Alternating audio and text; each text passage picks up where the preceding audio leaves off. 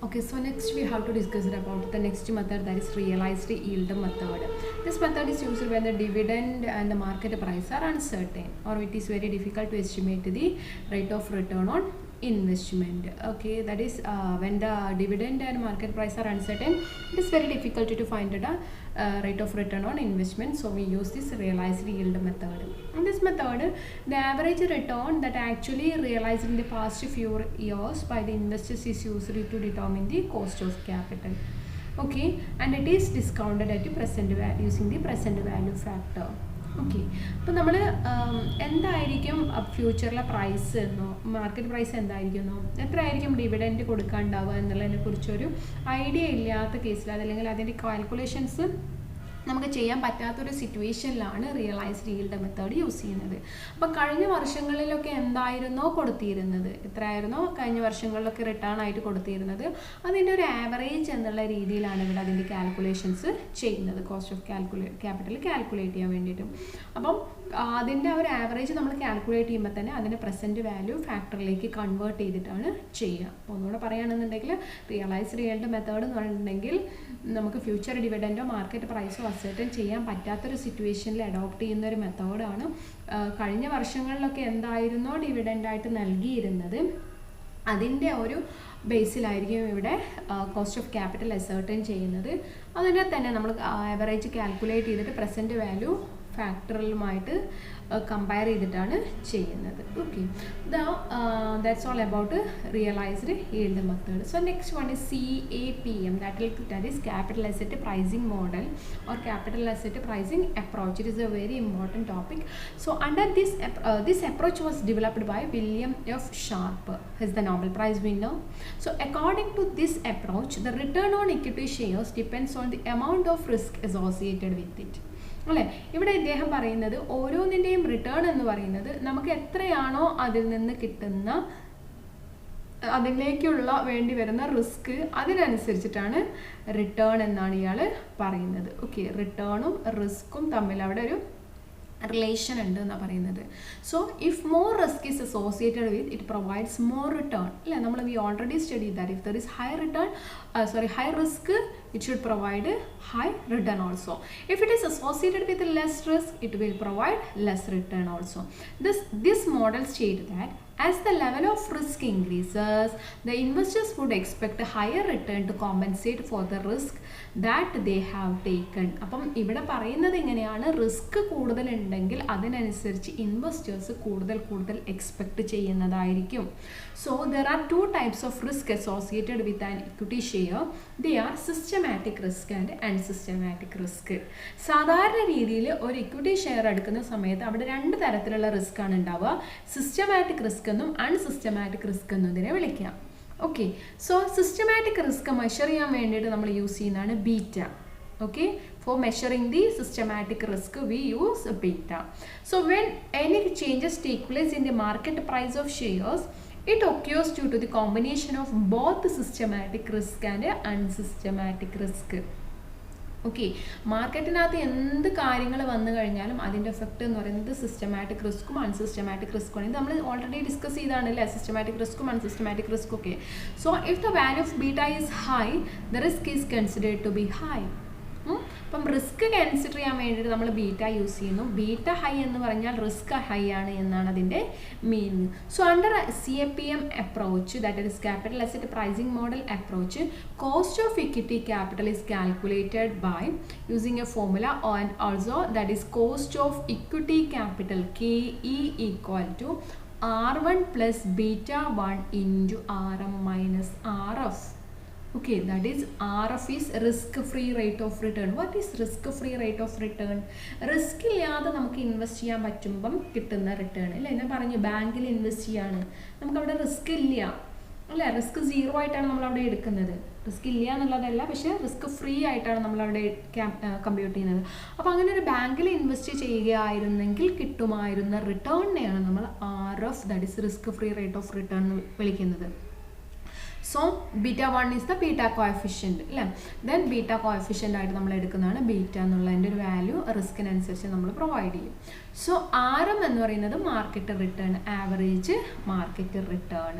So cost of equity equal to R1 plus beta into RM minus RF എന്നുള്ളതാണ് CAPM അപ്രോച്ചിൻ പ്രകാരമുള്ള cost of equity calculate ചെയ്യാനുള്ള formula. Okay, so under CPM approach we can calculate cost of equity as R1 plus beta into RM minus RF. RF is the risk-free rate of return. That is the, if you are investing in a bank in a risk-free security, what will be the return? Okay, that is a risk-free rate of return. If the risk is 0, what will be the return? The next RM is the average market return and beta is a coefficient. That is based on the risk. Risk അനുസരിച്ചിട്ട് നമ്മളൊരു beta coefficient അവിടെ provide ചെയ്യുകയും ചെയ്യാം. So what are the merits of this CAPM approach? It is theoretically sound. It is directly considered the risk as reflected in the beta in order to determine the cost of equity. അല്ലേ, നമ്മൾ മറ്റുള്ളതിലേക്ക് compare ചെയ്ത് as compared to the earlier methods it seems CAPM method is more sound because it considers the risk also. And it directly considers the risk as reflect in the beta in order to determine the cost of equity. As it is giving a beta on the basis of risk, we can calculate the correct actual cost of equity. അല്ലേ, നമ്മൾ അതിൽ beta കോഎഫിഷ്യൻറ്റും കൂടെ എടുക്കുന്നതുകൊണ്ട് നമുക്ക് അതിൻ്റെ cost of equity correct calculate ചെയ്യാനായിട്ട് സാധിക്കും. So what about the demerits of CAPM? It does not include the market price. It is not at all considering the market price only. Then some problems are involved in practical application of CAPM model in collecting data. There are complication relating to the collection of data relating to risk. Risk calculate ചെയ്യാന്ന് പറയുമ്പോൾ അവിടെ കുറച്ച് complications ഉണ്ടാവാനുള്ള സാധ്യതയുണ്ട്. Then beta measure of risk consider only the systematic risk only. Some investors may more interested in total risk. അല്ലേ, total risk means systematic risk plus unsystematic risk. നമ്മൾ പറഞ്ഞു systematic risk calculate ചെയ്യാനാണ് നമ്മളിവിടെ beta use ചെയ്യുന്നത്. Unsystematic റിസ്കിനെ ഇവിടെ calculate ചെയ്യുന്നില്ല. So ഈ systematic risk മാത്രം കൺസിഡർ ചെയ്യുന്നത് കൊണ്ട് ഇവിടെ CAPM അപ്രോച്ച് പെർഫെക്റ്റ് ആണെന്ന് പറയാൻ സാധിക്കില്ല.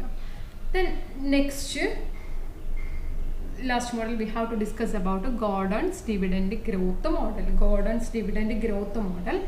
This model was developed by M. Gordon to calculate the cost of equity. As per this method, an investor always prefers less risky investment. Therefore, a company should pay risk premium only on risky investment. അപ്പോൾ Gordon's growth dividend model പറയുന്നത് പിന്നെ എപ്പോഴും investors risk കുറഞ്ഞ investment ആയിരിക്കും prefer ചെയ്യുന്നത്. Always investors prefer less risky investment. So company should pay risk premium only on risky investment. അപ്പോൾ risk ഉള്ള investment prefer ചെയ്യുന്നവർക്ക് മാത്രം റിസ്ക് പ്രീമിയം കൊടുത്താൽ മതി. What is risk premium? That is extra return അല്ലേ. Risk free റൈറ്റിൻ്റെ പുറമേ നമ്മൾ കൊടുക്കുന്നതാണ്. റിസ്ക് ഫ്രീ റൈറ്റിൽ നമ്മൾ കൊടുക്കുന്ന റിസ്ക് ഫ്രീ ആയിട്ടുള്ള സെക്യൂരിറ്റീസിൽ നമ്മൾ കൊടുക്കുന്ന ഒരു റേറ്റിൻ്റെ മുകളിൽ കൊടുക്കുന്നതിനെയാണ് നമ്മൾ എന്ത് പറയുന്നത്, റിസ്ക് പ്രീമിയം എന്ന് പറയുന്നത്. ഓക്കെ, അപ്പം ഒരാൾ ഇൻവെസ്റ്റ് ചെയ്യാൻ, suppose A person is investing with 0 risk and he is giving A return of $6%. So if another person is investing in a risky venture, we should pay him an extra amount over 6%, say 8% or 9%. So that is the premium, the extra return provided. So as per Gordon's dividend growth model, he suggested that this risk premium is to be given only for risky investment. Risky investment ആണെങ്കിൽ മാത്രം കൊടുത്താൽ മതി എന്നാണ് പറയുന്നത്. Okay, so Gordon model also suggested that an investor would always prefer those investment which provide him current income. എപ്പോഴും ആളുകൾ prefer ചെയ്യുന്നത്, always investors prefer those investment which provide him current income അല്ലേ, പെട്ടെന്ന് ഇൻകം നൽകുന്ന investment ആയിരിക്കും അവർ prefer ചെയ്യുന്നുണ്ടാവുക. അവർക്ക് ഇപ്പം income നൽകുന്ന ഇൻവെസ്റ്റ്മെൻ്റ് ആയിരിക്കും അവർ prefer ചെയ്യുന്നുണ്ടാവുക. So under this Gordon's dividend growth model, the cost of equity can be ascertained by using the formula K equals T into 1 plus G divided by D plus G. Okay, D is a dividend, current dividend per share അല്ലേ. ഇപ്പോഴത്തെ dividend ആണ് D എന്നാണ് ഉദ്ദേശിക്കുന്നത്, ഇപ്പോൾ നൽകുന്ന dividend, നിലവിൽ നൽകിക്കൊണ്ടിരിക്കുന്ന dividend. G is the annual growth rate of dividend അല്ലേ, അതിൽ എത്രയാണ് വർധനവ് വരാറുള്ളത്, that is T. Then D is the ex dividend market price per share. So what is ex dividend? There is two situations, that is ex dividend and cum dividend. Okay, ex dividend and cum dividend. There is two methods, that is ex dividend and cum dividend.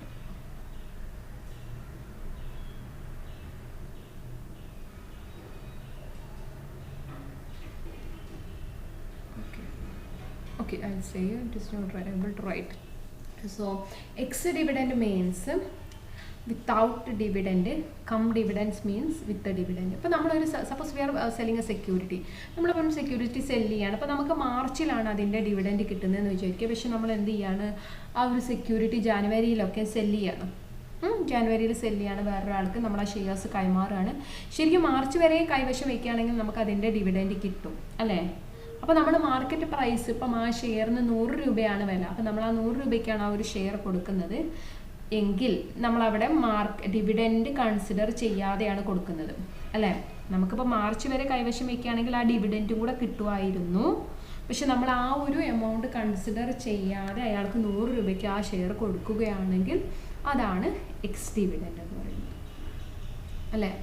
Come dividend എന്ന് പറയുമ്പോൾ എന്തായിരിക്കും, നമ്മൾ ആ dividend on ചെയ്തിട്ട്, അപ്പം എനിക്ക് അവിടെ ഒരു 10 രൂപയാണ് ഡിവിഡൻഡ് കിട്ടാൻ ചാൻസ് ഉള്ളത്, അപ്പോൾ 10 രൂപയും കൂടെ അടക്കം 110 രൂപ ഞാൻ വാങ്ങിച്ചിട്ടാണ് ആ ഷെയർ കൊടുക്കുന്നതെങ്കിൽ കം ഡിവിഡൻഡ്. അപ്പം എനിക്ക് എക്സ് ഡിവിഡൻഡ് ആണെങ്കിൽ മറ്റേ ആളെ സംബന്ധിച്ചോളം അത് കം ഡിവിഡൻഡ് ആയിരിക്കും, എനിക്ക് കം ഡിവിഡൻഡ് ആണെങ്കിൽ മറ്റേ ആളെ സംബന്ധിച്ചോളം അത് എക്സ് ഡിവിഡൻഡ് ആയിരിക്കും. So D C ex dividend market price per share. So K equal to D into 1 + T divided by D plus G. എന്തെങ്കിലും ഡൗട്ട്സ് ഉണ്ടെങ്കിൽ നിങ്ങൾ ചോദിക്കുക കേട്ടോ. ഓക്കെ,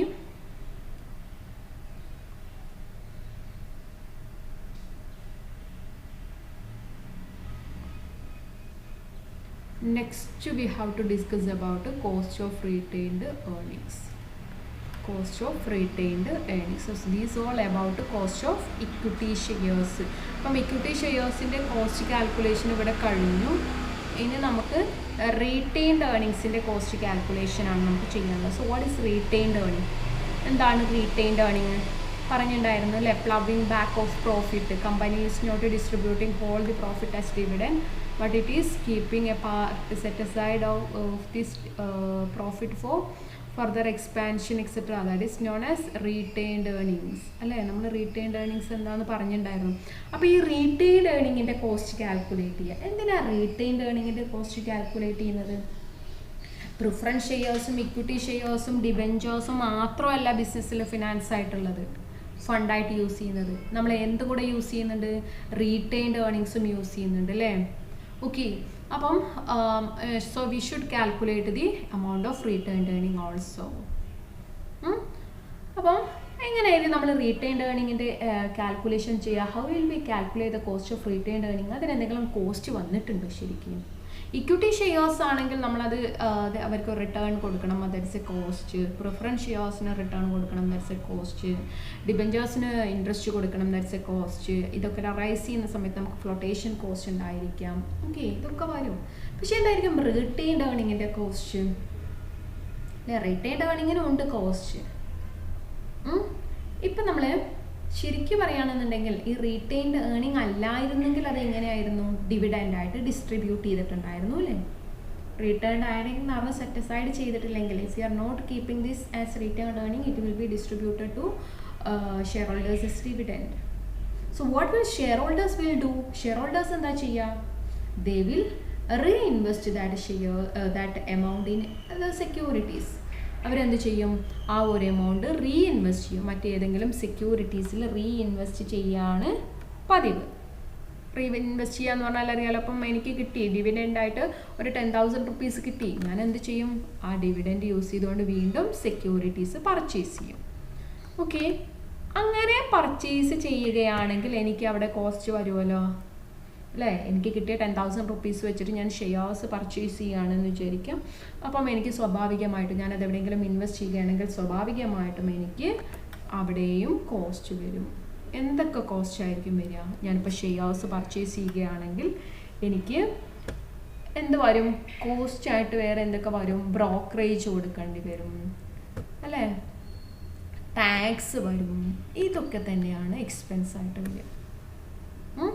അപ്പം അവിടെ ഒരു നമുക്ക് കമ്പയർ ചെയ്യാലോ, നമ്മളത് കൊടുത്തിട്ട് ഡിവിഡൻ്റ് ആയിട്ട് ഡിസ്ട്രിബ്യൂട്ട് ചെയ്തിട്ട് അത് കിട്ടിയ ആള് പിന്നെ അത് ഇൻവെസ്റ്റ് ചെയ്യുന്ന സമയത്ത് അയാൾക്ക് വരുന്ന കോസ്റ്റ് ഉണ്ട് അല്ലേ. ഓക്കെ, അപ്പം അതൊരു കോസ്റ്റാണ്. ഡിവിഡൻ്റ് ആയിട്ട് കൊടുക്കുമ്പോൾ അതുമ്പോൾ ടാക്സ് കൊടുക്കുന്നുണ്ട്. It is also A cost. Okay, അപ്പം റീറ്റെയിൻഡ് ഏർണിങ്ങിന് എങ്ങനെ കോസ്റ്റ് നമുക്ക് പലർക്കും ഡൗട്ട് ഉണ്ടാവുമായിരിക്കും. അപ്പം ഇതാണ് റീറ്റെയിൻഡ് ഏർണിങ്ങിൻ്റെ കോസ്റ്റ് എന്ന് പറയുമ്പോൾ നമ്മൾ ഉദ്ദേശിക്കുന്നത്.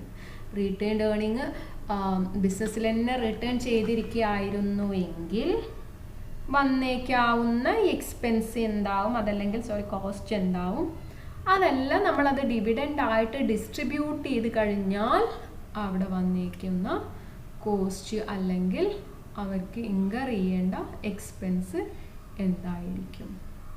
Okay, so listen. Cost of retained earning may be defined as the opportunity cost of dividend foregone by equity shareholders. Share ഹോൾഡേഴ്സിന് ഡിവിഡൻഡ് കൊടുത്തിട്ടില്ല എങ്കിൽ അവർക്ക് അവിടെ ഒരു ഓപ്പർച്യൂണിറ്റി കോസ്റ്റ് ഉണ്ട് അല്ലേ. എന്താണ്? രണ്ട് സിറ്റുവേഷൻ ഉണ്ട്. ഒന്ന് ഡിവിഡൻഡ് കൊടുക്കുന്ന സിറ്റുവേഷനും ഒന്ന് കൊടുക്കാത്ത സിറ്റുവേഷൻ. അപ്പം അവർ ഫോർഗോൺ ചെയ്തിട്ടുള്ള ആ ഒരു ഓപ്പർച്യൂണിറ്റി കോസ്റ്റ് എന്താണ്? ഓപ്പർച്യൂണിറ്റി കോസ്റ്റ് എന്താണെന്ന് നമ്മൾ പറഞ്ഞു അല്ലേ, ഓൾട്ടർനേറ്റീവിന് വരുന്ന കോസ്റ്റ് ആണ്.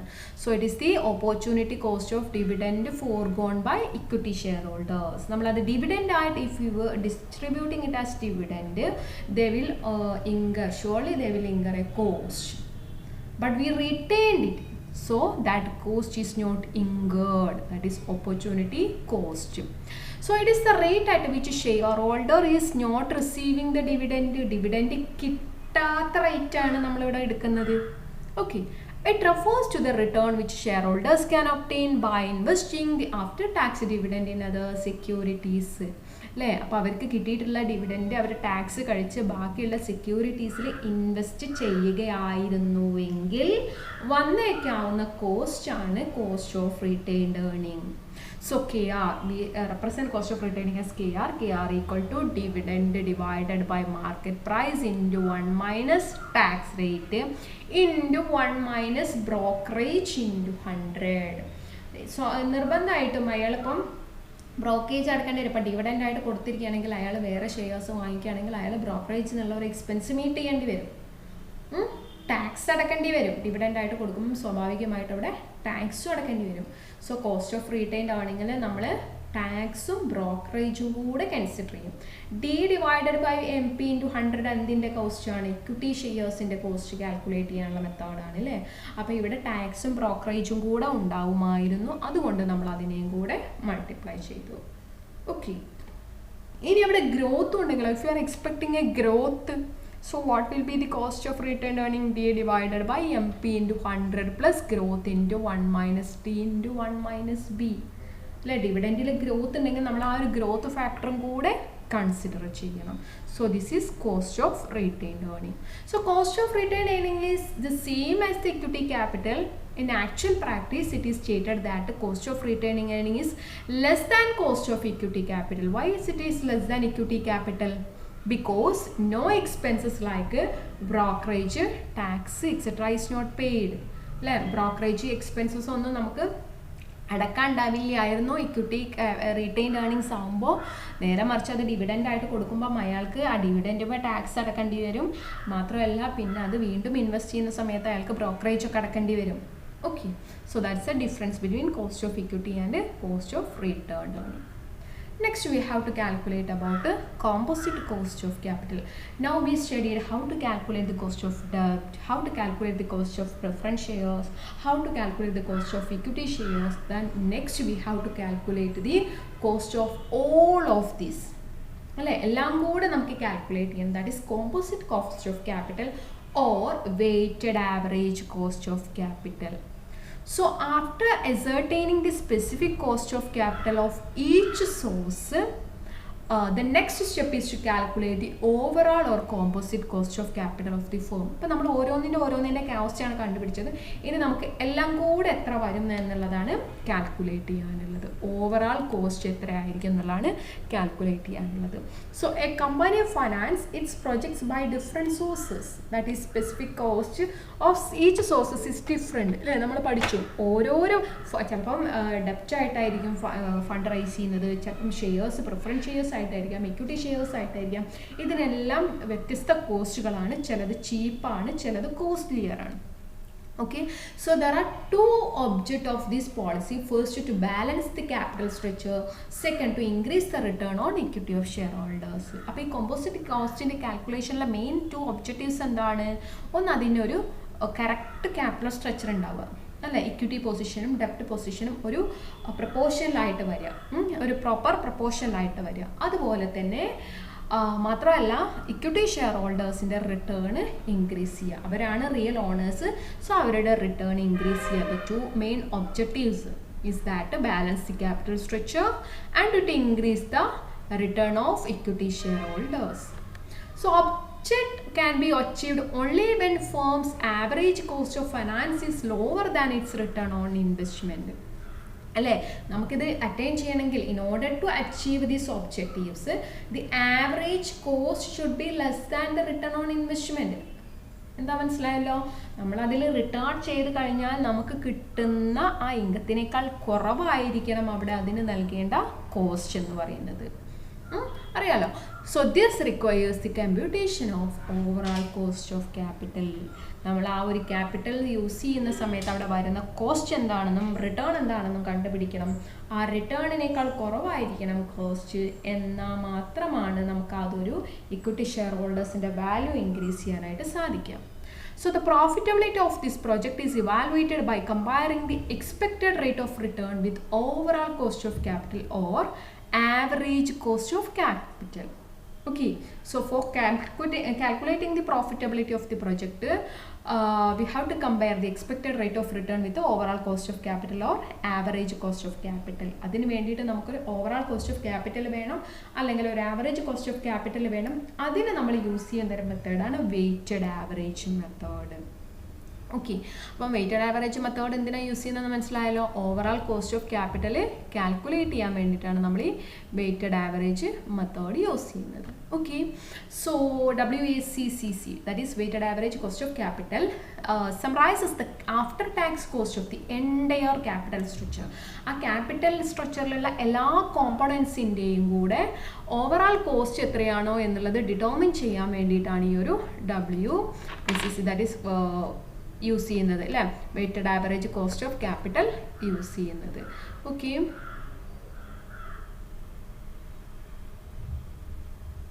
ഓക്കെ, സോ അടുത്ത ആവറേജ് കോസ്റ്റ് ആണ്. അപ്പോൾ നമ്മൾ ഇതിനെ എങ്ങനെ ചെയ്യുന്നത് വെച്ചിട്ടുണ്ടെങ്കിൽ we will provide weight to each components. ഓരോ കോമ്പണൻസും നമ്മൾ വെയ്റ്റ് പ്രൊവൈഡ് ചെയ്യും. ഓക്കെ, അപ്പം എന്തിൻ്റെ അടിസ്ഥാനത്തിലായിരിക്കും വെയിറ്റ് പ്രൊവൈഡ് ചെയ്യുക? അതിൻ്റെ റിസ്കിൻ്റെയൊക്കെ അടിസ്ഥാനത്തിൽ നമ്മൾ അതിനൊക്കെ ഓരോരോ വെയിറ്റ് പ്രൊവൈഡ് ചെയ്യും. എന്നിട്ട് നമ്മൾ വെയ്റ്റഡ് ആവറേജ് കണ്ടുപിടിക്കുകയാണ് ചെയ്യാറ്. അപ്പം അതിനെ എങ്ങനെയാണ് കാൽക്കുലേറ്റ് ചെയ്യാം എന്നുള്ളത് നമുക്ക് നോക്കാം. First of all assign of weight അല്ലേ, നമ്മൾ എന്ത് ചെയ്യും? ഓരോന്നിനും വെയിറ്റ് പ്രൊവൈഡ് ചെയ്യും. ഇക്വിറ്റി ഷെയർസിന് ഇത്രയും വെയിറ്റ്, പ്രിഫറൻസ് ഷെയർസിന് ഇത്ര വെയിറ്റ്, റിട്ടൈൻഡ് ഏർണിങ്സിന് ഇത്രയും വെയിറ്റ്, ഡെപ്റ്റ് ക്യാപിറ്റലിന് ഓർ ഡിബെഞ്ചേഴ്സിന് ഇത്രയും weight. We will assign the weight for each components. Okay, on the basis of book value or market value. We can use book value or market value. For this, book value means the value as per the accounts, or market value means market value of that. Okay, so then next I will show an example for that. I will share you an example for that. Then next we have to computation of specific cost of each source or component. After assigning this weight, next we have to calculate the specific cost. ഓരോന്നിനും എത്ര cost ആണ് വന്നിട്ടുള്ളത്. Maybe ചിലപ്പം equity shares 5 lakh, ഡെപ്റ്റ് 3 lakh, okay, preference shares 2 lakh, retained earning 1 lakh, ഇങ്ങനെയൊക്കെ ഉണ്ടാവും അല്ലേ. അപ്പോൾ we have to find out the specific cost. ഓരോന്നിനും വന്നിട്ടുള്ള സ്പെസിഫിക് കോസ്റ്റ് കാൽക്കുലേറ്റ് ചെയ്യണം. Then after that we have to calculate the weighted average cost. How can we calculated weighted average cost? We have to multiply the each weight with each specific cost, ഓരോ കോസ്റ്റും അതിൻ്റെ വെയിറ്റും തമ്മിൽ multiply ചെയ്യുക, average calculate ചെയ്യുന്നത് പോലെ അല്ലേ. എന്നിട്ട് നമ്മൾ അതിൻ്റെ ആവറേജ് കാൽക്കുലേറ്റ് ചെയ്യുക. Look that is cost of ഡെപ്റ്റ് into wait for ഡെപ്റ്റ് plus cost of preference shares into weight for preference shares plus cost of equity into weight for equity divided by total weight, that is weight of debt plus weight of preference shares plus weight of equity. ഇങ്ങനെയാണ് നമ്മൾ WACC calculate ചെയ്യുക. So in this chapter, in this module, we discussed about what is cost, what's the cost of capital. So cost of capital includes cost of equity shares, cost of retained earning, cost of preference shares and cost of debt, and also the calculation of overall cost. For overall cost calculation we use WACC method. Okay. Then we also discussed about the uses of investing decisions. Okay, well, we have to invest what amount etc. on the basis of what, on the basis of cost.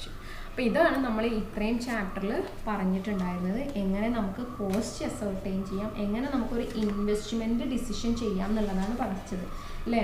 അപ്പം investment decision, financing decision എങ്ങനെ ചെയ്യാം എന്നുള്ളതാണ്, ഏത് സോഴ്സാണ് നമ്മൾ depend ചെയ്യേണ്ടത് എന്നുള്ളതാണ് നമ്മളിവിടെ നെക്സ്റ്റ് നോക്കിയത്. അപ്പോൾ അതിനകത്ത് നമ്മൾ കോസ്റ്റ് ഓഫ് ക്യാപിറ്റൽ എങ്ങനെ അസർട്ടൈൻ ചെയ്യാം എന്നുള്ളതാണ് ലാസ്റ്റിക്ക് പറഞ്ഞത്. ഈ കോസ്റ്റ് ഓഫ് ക്യാപിറ്റലിനെ ബേസ് ചെയ്തിട്ടാണ് നമ്മൾ എന്ത് ചെയ്യുന്നത്, ഏത് ഫണ്ടാണ് യൂട്ടിലൈസ് ചെയ്യേണ്ടത് എന്നുള്ളത് മനസ്സിലാക്കുന്നത്.